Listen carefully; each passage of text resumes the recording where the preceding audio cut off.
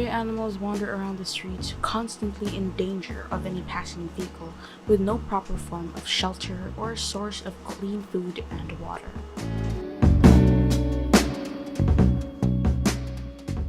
I'm Tess Batacan and I'm the founder of Animal Rescue Rehabilitation and Fostering Davao, in short, ARF Davao. When I was 44 years old, so almost 10 years na ang advocacy. Started when it came to my knowledge, yung mga impounded dogs. Ginapatay sila not humanely, but parang torture. Doon nag-spark yung passion.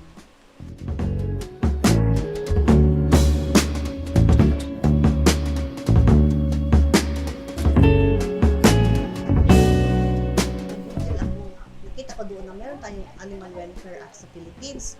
Kaya binasa ko yun. And then sabi ko, meron pala ang law. Bakit hindi bakit hindi susunod? Hinahanap ko yung mga dati na mga advocates. Ang dami na pala nila.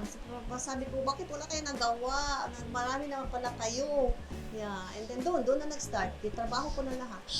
Providing or advocating a place for strays diminishes the abuse and neglect many experience when left on the streets.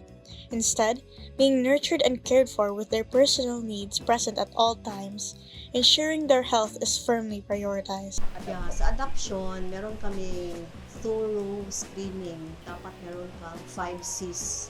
May compassion, may capacity, commitment, cash, tsaka may car.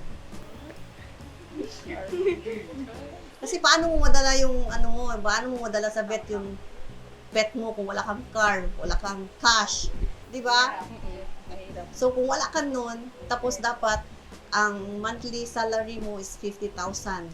Kasi that's how it is. Grabe ka mahal mag-alaga ng aso. Yeah, medicine pag nagkasakit. Tapos pag nag-annual vaccine kayo, ito sila mga na yan. 200,000 na yan. Isang annual vaccine kasi marami sila eh.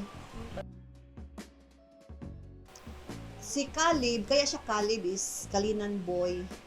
Sa Kalinan, reported yan siya na abused dog for siguro mga 2 taon.